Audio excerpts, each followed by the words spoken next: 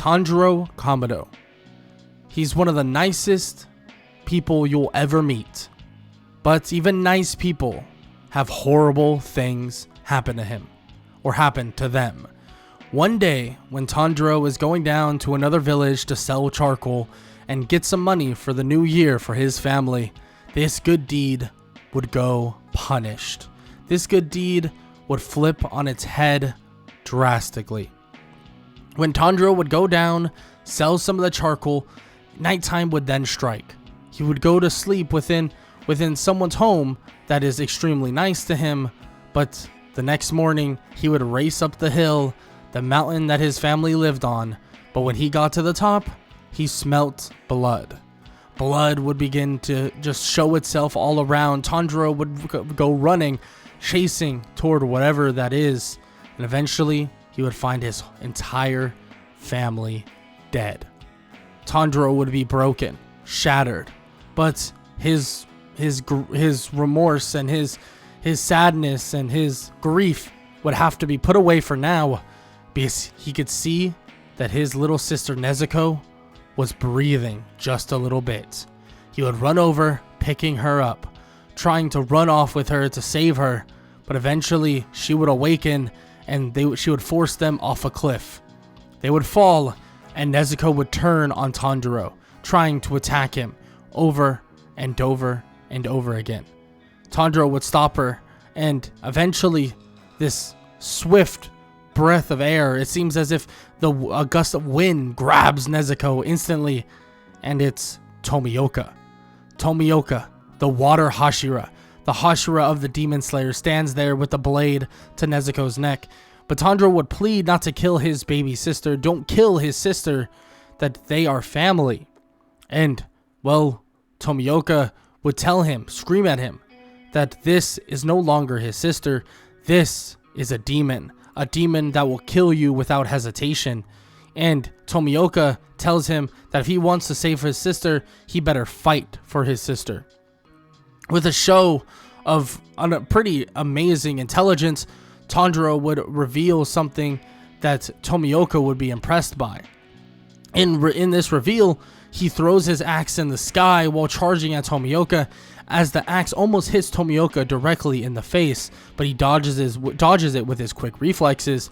But this would be proof enough to Tomioka that he would give over Nezuko, or at least knock them both out, and then give over Nezuko and allow him to travel to his masters, well, Urokodaki, for training. In which that's exactly what Tanjiro would do. Tanjiro would take Nezuko, eventually after learning what Tomioka has said and where he should go, he would take Nezuko away and he would bring her to this little farm to basically get her in a basket. Once put in a basket, they go over to where Urokodaki lives. But before that, he would run into another demon. This other demon would then begin to fight them and begin to try and basically kill and eat Tanjiro. But of course, they would fight them off, or he would fight them off, and Nezuko would kind of help as well to a certain extent. But then eventually, Urokodaki would show his face, and this was the start of everything for Tanjiro. Tanjiro would learn from Urokodaki that there is a process to this, that he needs to train, get stronger, get better, get faster, everything. And he would begin learning from Urokodaki how to use a sword, how to use basically breathing, and he begins learning how to use water breathing. But after a lot of training, and a ton of it, you could say, he would eventually get to the point that there was nothing else for him to learn to a certain extent, that this was now time for him to train on his own. But this time around, it would not just be Sabito and Makomo, it would be someone different. Makomo and Sabito would be there for a little bit, but then eventually they would disappear. And of course, Tanjiro would be confused by this. How did they just disappear? What just happened? I mean, he's worried about them. And he would even bring this up to Urokodaki. It's been days since he's seen them, but Urokodaki would say that there is no people around here for miles. And that those people, well, he only knows them because they were former students of his. Urokodaki would cry underneath his mask, but he wouldn't say much more to Tanjiro. He would be confused at the fact that their spirits are still lingering. Maybe they're just trying to help Tanjiro. And who knows what spirits are currently still lingering, maybe to help this boy evolve into something greater, and into something that can stop the demons forever. The next time Tanjiro goes out to train, another spirit would arrive, but this spirit looks so different. This spirit was very similar to his father, looked very similar to his father, but he looked very youthful, very, very, very strong, very fast, very healthy. He would look at him and he wouldn't say a word, but he would begin to kind of signal to Tanjiro to begin mimicking his movements, the way he swings a sword, the way he uses his breathing. And for months on end, he would continue to mimic this person and continue to train, but words would never come out of his mouth. But eventually, one day, right before he's ready to go on and go off to his next portion of his true Demon Slayer training, the person would reveal himself. He would reveal himself as Yoriichi, the one that almost slayed Muzan so long ago, the king of all the demons, the one that murdered Tanjiro's family. Tanjiro would learn of this and hear this, and he would just know that this person must be a spirit that is trying to guide him into the next, into that realm, into the realm of killing Muzan. And eventually the training would get more serious. Even with only a day left, it seems like the training has been extremely fruitful. And when Tanjiro would say his goodbyes and Yoriichi would disappear, it felt as if a part of Yoriichi was still there with him. Tanjiro would slice the boulder in half very easily, in fact, and he would lay down, go to sleep for the next night, and when he would wake up, he would see something across his face. It seems as if his scar that was on his face has expanded, but not expanded to the way you would think. He looks very similar to the way Yoriichi looks, in which Urokodaki would see this and he would be completely shocked. He didn't know that Tanjiro would even be able to develop something like this. This is absolutely insane. This has transcended anything he's ever done. And Urokodaki would tell him to not worry about water breathing, only worry about sun breathing, the breathing style that he's been learning throughout this entire time. And it's obvious that he has all the movements for it, and it seems as if Tanjiro's only expanding his arsenal wider and wider as they go. He already has the first 4 forms, and it's absolutely amazing the progression Tanjiro has already gained and the skill he's already showing. Urokodaki doesn't want to tell him this, but it's obvious that Tanjiro is far beyond most Demon Slayers, if not just below Hashira level at this moment. He's just impressed, completely impressed. And when he takes off for the final selection, he has no doubt in his mind that Tanjiro would absolutely kill every demon within that forest. As Tanjiro awaits the signal to enter the forest, he sees 2 twin women, it looks like, but he doesn't know exactly who they are. They speak in sync, telling them about what's going to happen and how long they have to survive. All this time, Tanjiro can only think about one thing, and that's killing every last demon within here. He knows what happened to Makomo and Sabito. He wants his revenge. He wants to show off exactly what he's capable of, strike fear into the eyes of all these demons. And let's just say, these demons are petrified. Because once he enters, it's as if Yoriichi himself is walking through. They know that it's not technically him, but they see these memories rushing through their minds of this person. He looks just like him. And let's just say, the 2 people that were the people that introduced the final selection were already sending their crows off to tell them, or to tell the Hashira, that there's one person already here that is just like him, just like Yoriichi. Tanjiro would slay every last demon within that forest though, killing one after another, and eventually coming across the hand demon. The hand demon can see that his little earrings, his little ear decorations are just like those other kids, but the hand demon wouldn't see the visuals until it was too late. Tanjiro would come barreling down, and he would use the Himokumi Kagura, the first form of sun breathing, and he would more or less absolutely obliterate the hand demon, and it would be super easy for him. Very basic. Tanjiro would destroy him in a couple slashes, if not just one slash that was really needed. And he just dances through the nights, multiple nights, killing demon after demon. He visualizes it just like how his father would visualize, or have the visualization of his father dancing, and also all the techniques that he saw with Yoriichi. This was now his training. This week was all his training combined, and he would continue to get better and better. He would master his first, second, third, fourth form, of course, but then he would begin going on to his fifth and sixth and seventh forms, continuing more and more and more as he continues to master more and more of these forms. Eventually, he wants to do it exactly how Yoriichi could. He's seen an example of it. Yoriichi uses every single form in unison as if it's one after another. Something absolutely beautiful. A constant form, a 13th form, you can say, that only Yoriichi was able to master during this time. Well, frankly, Yoriichi was one of the only sun breathers like ever.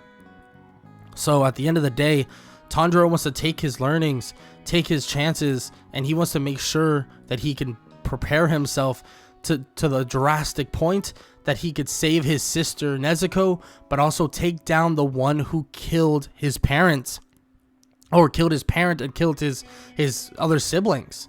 After the final selection is finally over, he stands there with all the other demon slayers. Most of them feel as if they didn't earn it, because let's be honest, they did not earn it. Tanjiro obliterated through this place and absolutely killed almost every single demon, if not every single demon. But of course, there's people there like Kanao and some other strong demon slayers that were able to kind of kill demons on their own as well. But Tanjiro did do the heavy lifting, and everybody gets through. Everybody, even if they don't deserve it. Eventually, he would choose his Nichirin, what he wants, and of course he would stop a young boy that more or less tried to hurt the two looking children, even though they're not really children. But that's beyond the point. Tanjiro would easily stop him and just kind of walk away. But everybody knows, at least from the Hashira Mansion, exactly who Tanjiro is, what he's capable of, and what he's been up to already. And they feel that they need to get him there ASAP. But the only issue is that that was the mission for Kanao, but it seems as if Tanjiro's already gone. He was gone so quickly. It's actually kind of crazy how fast he just decided to up and leave, but it must be for a reason. I mean, it's obvious that he wanted to leave for a reason and be gone really quickly. And Kanao would eventually tell them this, and the mission for her is to hunt him down and find him. And it shouldn't be too difficult with their crows, but during this time, Tanjiro's back with Kodaki. They're all happy that he survived, and Nezuko is finally awake once again. So this is just kind of like a celebration, especially right before he sends off his Nichirin to get his brand new sword. And when his sword would finally arrive, they would all think that it's gonna be some red sword, which this time around they would be correct. He would grab the sword and it would be this red, but it would be far different than you think. It's reminiscent of Yoriichi's blade. It's a red blade, and like a dark red blade. It's not like the fire Hashira or the flame Hashira's blade. This is so much different. It's way different to the point that, well, let's just say they're all taken back by this. They knew Tanjiro was talented. They knew that he was capable of such insane feats, but this is just far different. This is way different. It's as if his blade was just supposed to be this sun, this absolute sun, and it's crazy to think about, because even the blacksmith that brings over the blade, he says that this is not like Rengoku's. This is different. It's as if his blade might be even more potent to killing demons, and this is exactly what it would be. It's as if his black blade that once was, the one that was supposed to be a black Nichirin blade, is no longer the black Nichirin blade. The color of the blade resembles not only his sun breathing, but also his potency to just destroy and decapitate demons. Both Urokodaki and the blacksmith are extremely impressed, and Tanjiro would tell them that he was glad that they helped him so much, especially Urokodaki. His last gift from Urokodaki would be a small box for Nezuko. He would put Nezuko within the box, putting it on his back, and he would begin leaving. He would tell Urokodaki that he'll miss him very much, and he appreciates the symbol that he's created for him, and the person that he is right now is because of him. As Tanjiro walks away, even Urokodaki sees glimpses of Yoriichi in every step that Tanjiro takes. It seems as if the spirit of Yoriichi truly came to him and trained the boy. And who knows, he may continue to train the boy and continue to mold him into something greater. Maybe this right here is the thing that Yoriichi wanted. He decided that he didn't want to go to the afterlife and be with his loved ones. He'll stay here for the next sun breather and be there to help him all along the way, which is a beautiful thing for Yoriichi to do, because in a way he'll be able to defeat Muzan even in the afterlife. Tanjiro would eventually go to his first little quest, and his first quest would be pretty simple. I mean, he arrives and he learns of this demon, this swamp demon that keeps popping in and out, stealing women. And Tanjiro says that he'll await the arrival of the swamp demon and kill him, and to not worry that he'll try and save the lost women. But as we all know, there was no saving the lost women. Eventually, the swamp demon at night would show up and try to kidnap another woman, but quickly Tanjiro was already there. His movements sharp, his movements quick. It's as if he's a different type of demon slayer. Every single demon slayer around there, or every single demon, seems to be now fearing Tanjiro as he steps through.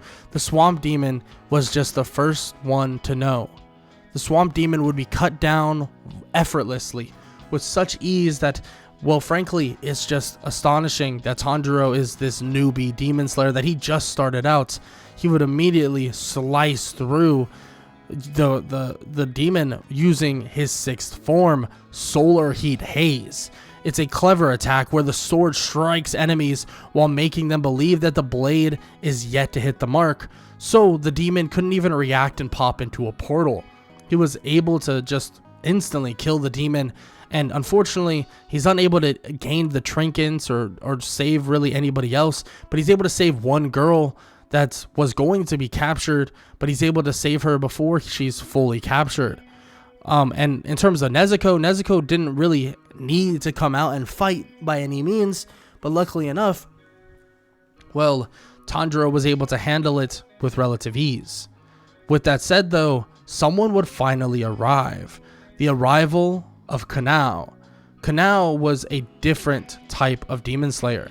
Kanao was someone that was, well, the apprentice of Shinobu, the insect Hashira, but Kanao had something called flower breathing. And Kanao would tell Tanjiro that he needs to go to the Hashira mansion and follow her immediately. And as she says this, she would look to see that there's a demon standing next to Tanjiro. She would take a swinging toward the demon, but immediately he would block the sword and kick her leg out. But Kanao would back up and immediately get in a stance to fight. But as they're about to fight, and as Tanjiro is about to protect his little sister, the crows begin to caw out insanely fast and begin to say that both Tanjiro and Nezuko need to be brought to the Hashira mansion without being hurt. And they repeat it over and over again. Kanao puts her sword away, and Tanjiro looks at her pretty sternly and asks her to never take a swipe at Nezuko ever again. Nezuko would shrink back into her box as Tanjiro would pick it up, and Kanao wouldn't really say much more, but because Kanao doesn't take orders from anyone else. But Tanjiro would obviously still be pretty cordial with her and actually be pretty nice overall. It was just that one moment that Tanjiro was kind of worried that his sister would get hurt. I mean, he is a very protective brother at the end of the day. So he wants to make sure that, that doesn't happen again. And as they arrive at the Hashira mansion, there was a lot to speak about and a lot to do. And the conversation would start with the capabilities that Tanjiro has. And this whole conversation would continue on and on and on about what he's capable of, what he could do, and just how he's gotten so strong. And Tanjiro would tell them everything.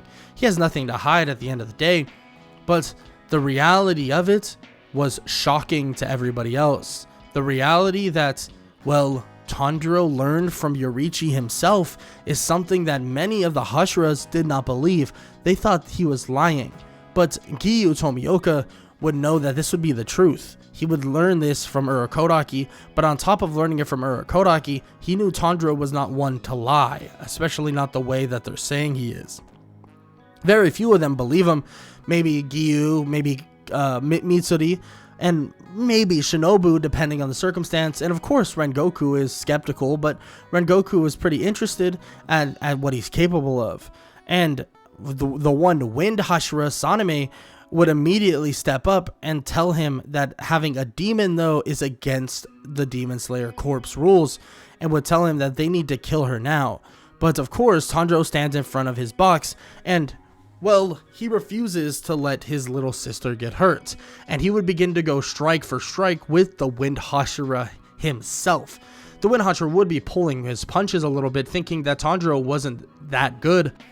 But once they started turning up the pace, it was obvious that Tanjiro was able to not only keep up, but he was capable of so much at a young age. Was he a prodigy like the Miss Hashira? No, that's not exactly it. It's true. Well, Tanjiro must have been trained by Yoriichi. Yoriichi himself, the mysterious swordsman that many people know very little about. And even look at Tanjiro. Look on his head. They all pointed out, it looks just like what the books have told them. That looks just like the Demon Slayer mark. And it's said that if you have a Demon Slayer mark, you will never live past 25. And it seems as if Tanjiro has already awakened it, and he's awakened it at such a young age. Tanjiro puts his sword away and says that the next advance of trying to kill Nezuko, he'll grab the box and leave, and he'll hurt whoever he needs to hurt to get out of here. He wants to be cordial and nice, and he wants to be friends with everybody here, but he's tired of people trying to kill his sister. That's his family, and he pleads to them once again to not try it again. And the Stone Hashira would speak up, saying that nobody shall try once again to kill his sister. He puts that on his own honor. And they say that they will wait for the master of all their demon slayers to show up once again, and then they'll deal with it from there. And eventually, Kaguya Ubashiki would arrive, and they would speak on what they should do with Tanjiro and Nezuko. And a confirmation of allowing Nezuko basically in would be made. It would be Nezuko and Tanjiro are basically now Demon Slayers together. Now, this would be completely fine. Tanjiro doesn't even want her to fight necessarily, but if that's what it takes for them not to want to kill her, that's fine with him. But Ubashiki would more or less tell him that he wants him to train here with the Hashira, with whatever his choice of Hashira, whoever he wants to train with, it doesn't matter. But he wants him to train with one of them and continue his training with, well, the spirit of Yoriichi. He assumes that the spirit of Yoriichi only comes out when they're truly training together or truly training, so maybe this would be for the best. And immediately, the Flame Hashira Kyojuro Rengoku would step up, saying that he will help train Tanjiro and that he will help mold this Demon Slayer into the best of them all. A smile would grow all over Rengoku's face, and Ubashiki, the master of all the Demon Slayers, would say that would be just fine. And if anybody else wants to chime in and help the young boy train, they'll go right ahead. And of course, some of them would be interested in training with him. I mean, even arguably the Wind Hashira would be interested after the battle they just had. And it would be beneficial for all of them to train with Tanjiro just because of how strong he seemingly is. And this mark on his head, they need to learn how to obtain it as well. Because at the end of the day, that's what needs to occur. If they're able to get this Demon Slayer mark for themselves as well, this may era in a new age of demon slayers, and there may be a new chance and a new journey for all of them to take down Muzan for good. And Tanjiro says that his goal is to murder and kill Muzan himself to take revenge for his family, and he's going to make sure that everyone is safe along the way. And he tells them that whatever missions he needs to be sent on, whatever he needs to be taken up, whatever tests they need to take him on, go right ahead. He promises that he will not disappoint. And it's as if all of them now see Yoriichi behind Tanjiro, as if now behind him, but now it's as if he is him. They're seeing glimpses of Yoriichi within Tanjiro, as if Tanjiro himself is evolving as they speak. And Kyojuro Rengoku says that he's excited for their training. And that's exactly what occurs. The Flame Hashira and soon the Sun Hashira begin training more and more and more. And eventually, though, an emergency would be heard, an emergency about this forest that many demon slayers are dying at. It seems like there's a ton over and over again are dying. And of course, it actually has to do with one of the lower demons, the lower ones of the 12 Kizuki. So, of course, Tanjiro would ask if they want him to go along as well, in which they don't see anything wrong with that too. They're going to send the Water Hashira, the Insect Hashira, and Tanjiro on top of that. When Tanjiro would arrive, he would see that a couple of the demons are killed, but it's actually because of this other demon slayer that's currently there, but even he's struggling to a certain extent. It's a demon slayer he's never seen before, one with a boar mask, but luckily Tanjiro's able to cut everybody free and kill multiple of the demon's family, eventually leading him to Rui. Rui, the very last demon he'll have to kill, and Tomioka stands there. And as Tomioka stands there and kills Rui himself, Tanjiro nods his head. It seems as if Gyu Tomioka is absolutely insanely good, just like he last saw him, maybe even better. It was a swift, very, very swift defeat of all the demons there. It's as if once he got more hands on deck of stronger demon slayers, it was easy. But the question of more or less weaker demon slayers joining in and getting in, well, is a pretty big question.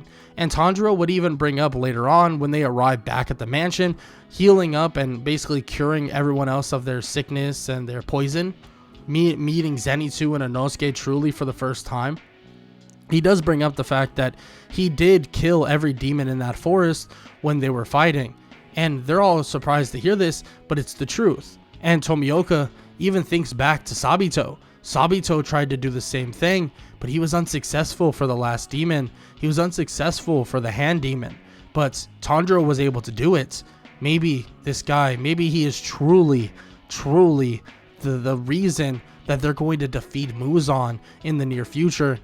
And the fact is, the spirit of Yoriichi chose him for a reason, so there must be just something to him more than anybody could possibly imagine. But the next mission that he goes on would be with his teacher, Kyojuro Rengoku. With the training with Rengoku has gotten stronger himself, and Tanjiro continued to learn more sun breathing techniques due to Yoriichi being right alongside him. But quickly he's realizing that the meshing of him and Yoriichi is slowly but surely merging, as if he's about to finish and master every last technique in the sun breathing category. But this is perfect. He's able to help Rengoku get stronger and also help himself get stronger. But the next fight will be on the train, the Mujin train, and this will be Rengoku's and also Tanjiro's journey to set on alone. No Inosuke and no Zenitsu, at least for now. Now, how will this go? Well, you'll have to find out in the next part of What If Tanjiro Was Trained by Yoriichi's Spirit. Tanjiro Kamado is ready to go off with Rengoku to the Mujin train. The train that will change everything forever. Because at the end of the day, Tanjiro and Rengoku may both be strong together, but they will both be caught off guard and put to sleep by a demon by the name of Enmu. Enmu would put all of them to sleep, and Tanjiro would begin to see dreams that he would never know existed in the first place. He would see his family once again, his father as well, the father that he lost so long ago, and he begins to wonder if all of it was just a dream. If it was all just some clouded judgment, if it was all just some fantasy that he was seeing, a nightmare. But then he begins to think to himself that all of what he's seen, everything he's done, it felt so real. He would speak with his brothers and sisters, but soon he would realize that there were glimpses, tears, and fragments that this reality, this world, this dream he was in, it didn't make sense. None of it made sense. And soon he would be running away. He would leave the world that is right next to him, running. He would soon be engulfed in flames, the flames that would remind him of Nezuko, his sister, once again. And eventually he would see the figure with a demon slayer mark across his face, one that his aura alone seemed to shake even those all across the world.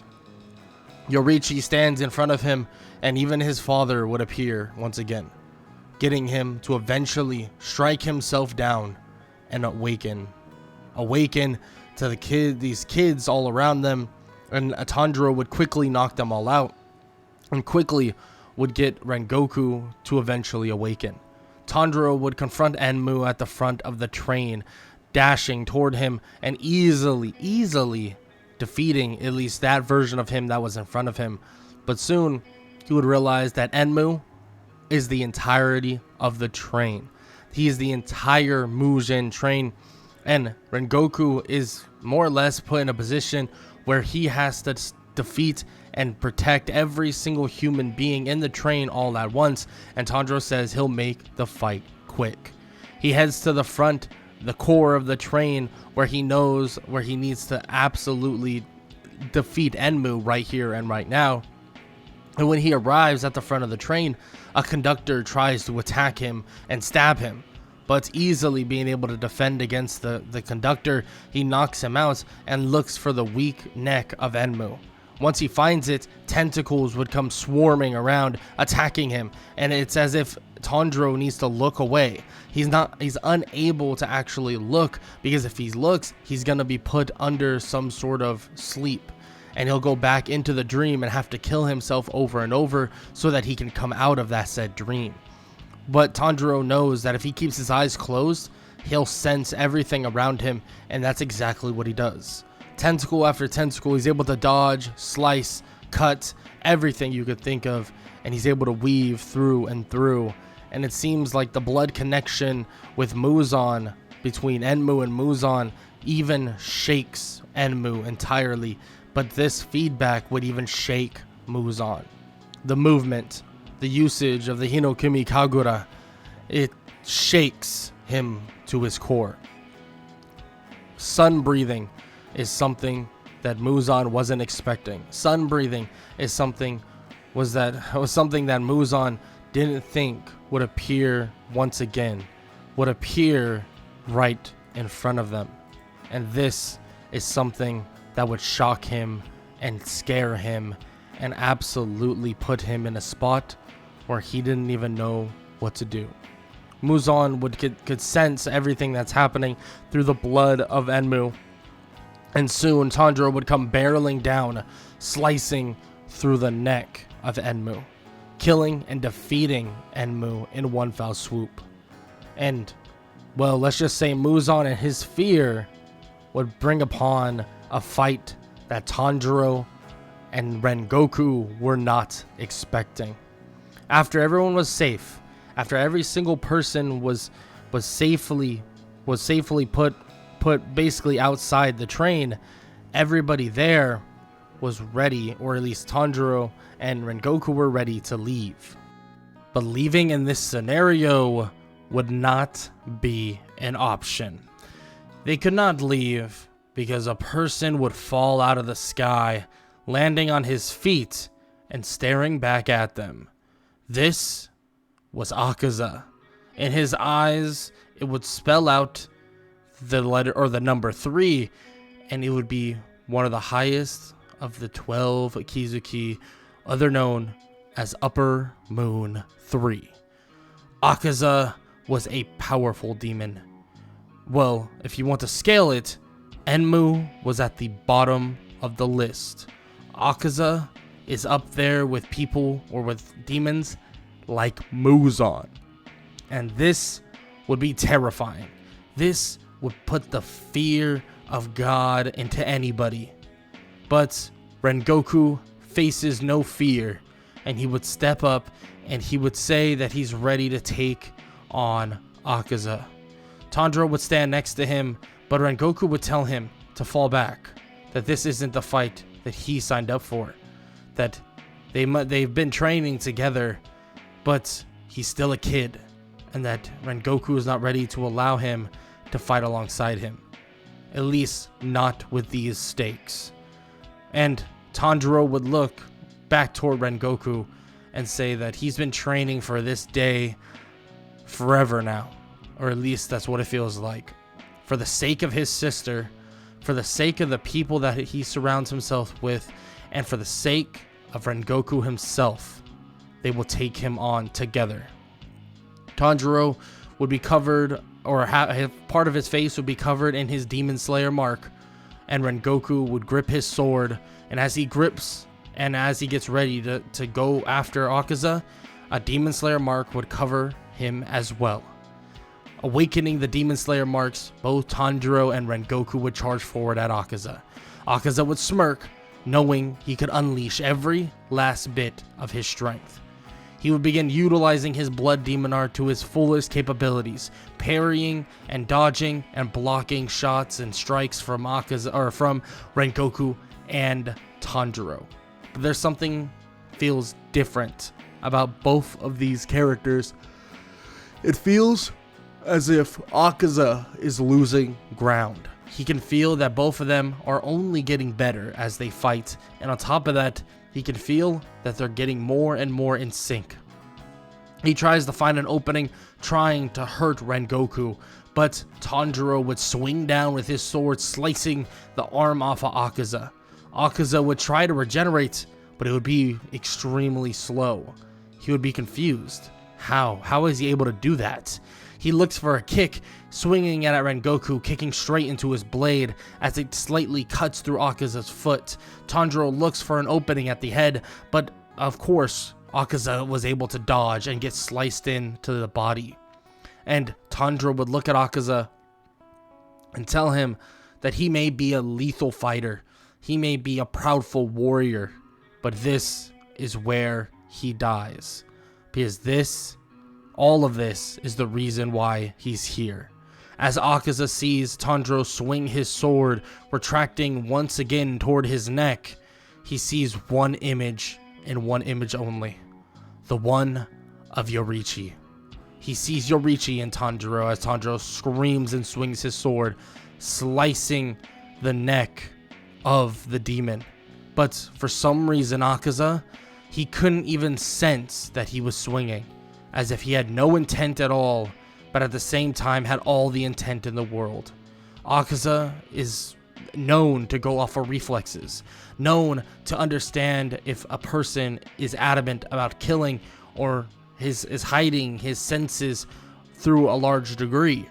But this was so much different. So much different. It seems as if Akaza couldn't read what Tanjiro wanted to do, couldn't read that Tanjiro was going for the killing blow. And Akaza would sit there, his body continuing to fight even without a head, and this would shock everybody, or shock Tanjiro and Rengoku, but this would give them information that they didn't have in the first place, information that they would definitely want to correlate to everyone else. He watches as Akaza struggles, and eventually, it's as if Akaza makes a choice, and his choice is death. Akaza would lay on the ground, and his body would slowly but surely deteriorate into nothingness. He would be gone, and Rengoku and Tanjiro would look at each other and smile. Rengoku would say that that's a hell of a thing they just did. He can't even believe it, not even himself. They just defeated an upper 3 demon. Tanjiro says that he believes it, and that mark on Rengoku's forehead is exactly what he thought would happen. That he is a breeding ground for demon slayers to get their marks. He would walk away as he kites all the humans still there, helping them out and helping them get away to safety once again. While heading back to the Hashira mansion, him and Rengoku would speak about what he was talking about, and he would explain that the figure that trained him, the spirit of this one man, the great swordsman, the spirit of him told him in some sort of way that his awakening of his Demon Slayer mark made him more and more compatible, awakening more and more people's Demon Slayer marks as well. It's as if it's a breeding ground for others to get their marks, in which Rengoku thinks this is a great idea, this is a great find, a find that, well, they didn't even know they would be able to have.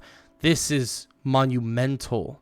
This is something of unmounted proportions, and this leap that the Demon Slayers were about to make would be inconceivable. Everybody would begin to get their Demon Slayer marks quicker and quicker, and soon even Muzan himself was shaking in his boots. Muzan Kibutsuchi would have a meeting with the demons that were left, saying that Akaza is dead. But even with this meeting, it seemed as if the demons, at least outside of Muzan, were still calm.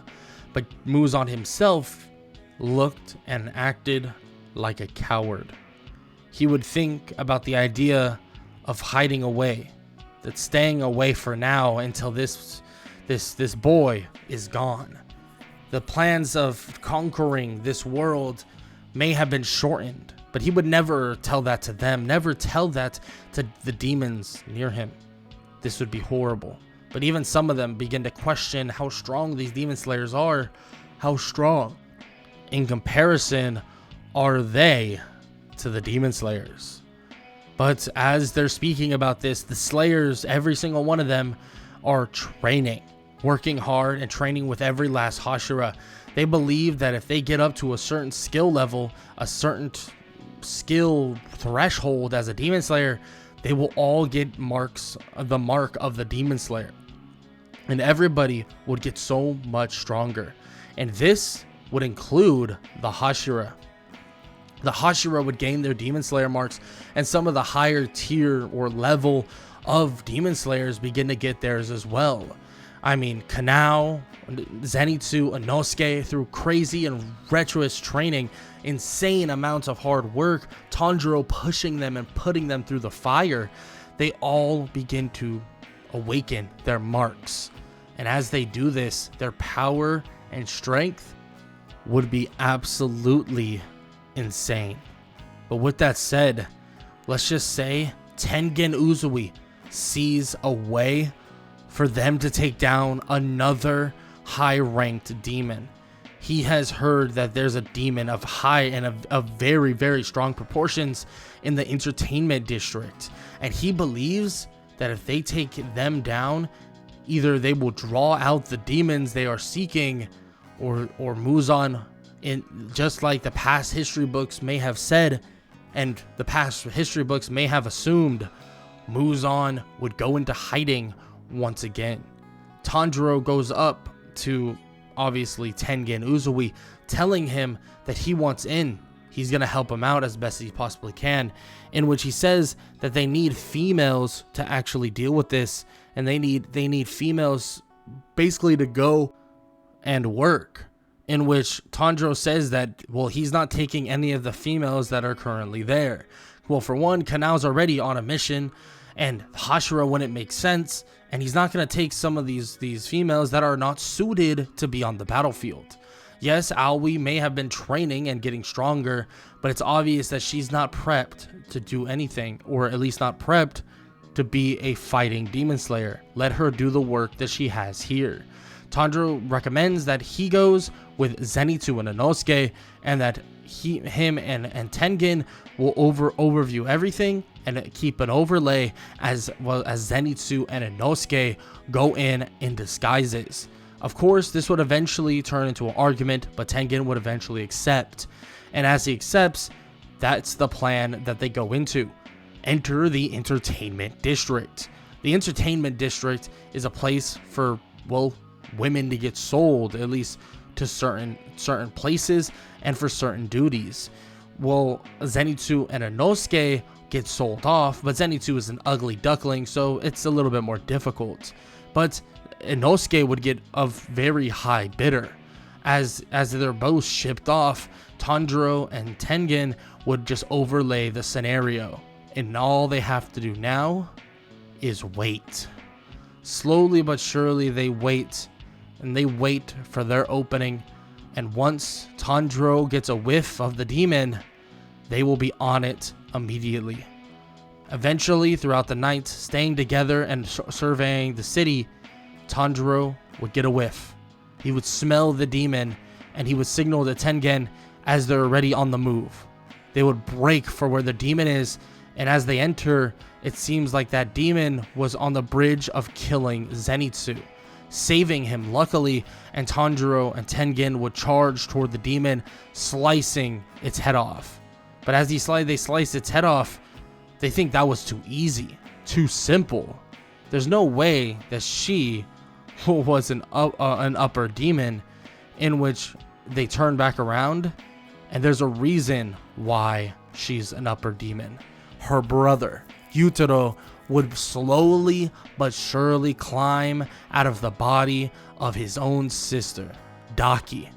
They would stand there side by side as Yutaro would put the head back on Daki, and Tanjiro and Tengen Uzui, the Sound Hashira, would stand there ready to fight the two of them. This battle is everything. Not because of the intensity, not because of how strong the demons are, but the statement that can be made right here. Tanjiro and Tengen line up to face off against the two demons. And with the awakening of Tengen's brand new Demon Slayer mark, and with the duo's complete and utter amazing teamwork, let's just say Daki is phased out of the fight faster than you could possibly imagine. Gyutaro is impressive, and there is no denying how impressive he truly is. But Tanjiro and Tengen outclass them by a mile. And it's amazing to even think. Because even with the poison, even with Tengen getting poisoned, the flair of the two of them fighting together is immense. Tanjiro would cut off the head of Daki, but soon they would realize that they both need to cut off both of their heads at the same time. Tanjiro would tell them that they can give up now and they might be spared. But even they would refuse this, saying that Muzan would never allow them to live after that. Tengen would respond to this before Tanjiro can, and he would tell them that there is no world that they'd be living any further than this, and on top of that, it's either them or Muzan killing them. So if this is what they chose, this is what they chose. In complete sync, Tanjiro and Tengen would move in a blaze of glory. Tanjiro using the Himokimi Kagura, or sun breathing, as the one and only Sound Hashira uses his sound breathing, and in a flashy blur slices both of the heads off of the demons simultaneously. The demons' heads are cut off, and the demon slayers currently at the location watch as the sister and brother duo argue as they slowly but surely fade away. Tanjiro would remark that it's sad to see people like them, or sad to really see to a brother and a sister arguing in their very last days until death. At the end of the day, there's nothing that can be done about it. There's nothing that can be said. The demons fall. And not only did upper 3 die, but upper 6 did as well. Upper 6 died, upper 3 died, and it seems like the Demon Slayer core is slowly but surely chipping away at these demons. And the demons are slowly but surely falling out of relevancy.